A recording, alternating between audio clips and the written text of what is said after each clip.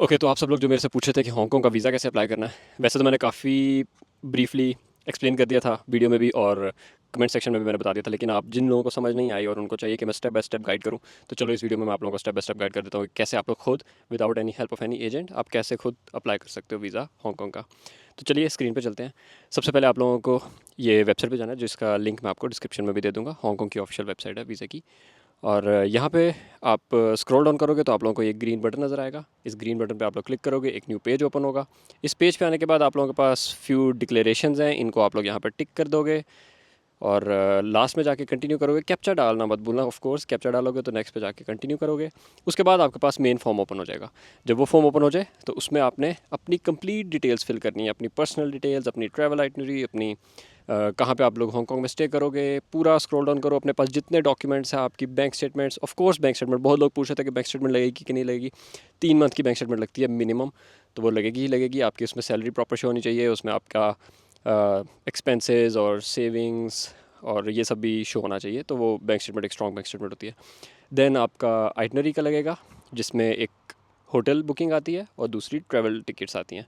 Air ticket आप लोग book कर लो, तो अपने 2-3 मंथ के बाद आप ट्रैवल प्लान करो तो ज़्यादा बेहतर रहेगा, ताकि आप लोगों को 3 मंथ एटलीस्ट रख लो प्लान में, ताकि आप लोगों को ईजिली रिस्पॉन्स भी आ जाए और आप लोग आगे ट्रैवल भी कर सको। और उसके बाद आप लोग जाके सेव करोगे पूरी एप्लीकेशन, कंटिन्यू करोगे, फाइनल डिक्लेरेशन साइन करोगे, सबमिट करोगे। तो उसके बाद आप लोगों को भी फ़ीस कुछ पेमेंट नहीं करनी है।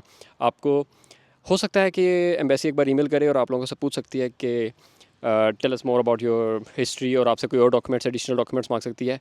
एक चीज़ मत भूलना, अपना पूरा पासपोर्ट स्कैन कॉपी अटैच ज़रूर करना, क्योंकि उसके अंदर आप लोगों को अपनी पूरी स्टैम्प्स और प्रीवियस जितने भी वीज़ाज़ और ट्रैवल हिस्ट्री वो आपने शो करनी है।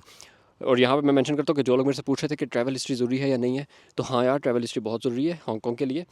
एटलीस्ट 4 to 5 कंट्रीज़ आप लोग अगर पहले विजिट करके आ चुके हो तो उसके बाद हांगकांग अप्लाई करो। ऐसा नहीं कि डायरेक्ट एम्प्टी पासपोर्ट पे अप्लाई करो, रिजेक्शन के चांसेस बहुत ज़्यादा हो जाते हैं। थाईलैंड, मलेशिया, अज़रबैजान, जॉर्जिया और इस तरह की कंट्रीज़, मालदीव्स, जो आप लोगों को इजीली, दुबई, सऊदी, ये सब जो कंट्रीज़ हैं, इन सब की स्टैम्प्स और जो लगती हैं वो आप लोग पूरा पासपोर्ट स्कैन करोगे जहाँ जिस जिस पे स्टैम्प है, ताकि एक ट्रैवल हिस्ट्री आप लोगों की उसके साथ अटैच हो।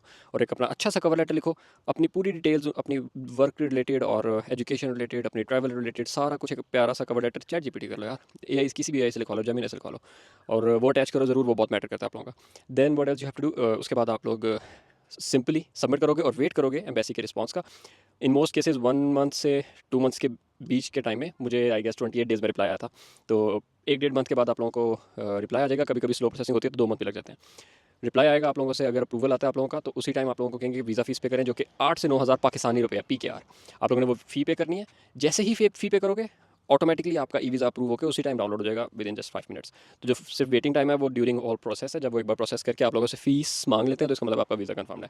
तो ये सिंपल प्रोसेस था, इसको फॉलो करें और इन्जॉय करें।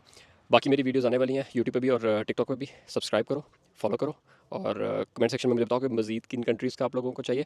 मेरे इनबॉक्स और कमेंट सेक्शन भरे हुए हैं इस टाइम पे यूरोप वीज़ा और थाईलैंड वीज़ा और हर कंट्री के वीज़ा से related, study visa, job visa, मैं सब के ऊपर वीडियो बना रहा हूँ। मैं पिछले 1 मंथ से ऑस्ट्रेलिया में ट्रैवल कर रहा था, तो मैं बहुत बिजी था। I am so sorry for that कि मैं सबको रिप्लाई नहीं कर पाया। बट अब मैं राइट नाउ अभी भी मैं ऑस्ट्रेलिया में ही हूँ, एक बहुत ही प्यारे से छोटे से टाउन में यहाँ पे, for few more days till Eid.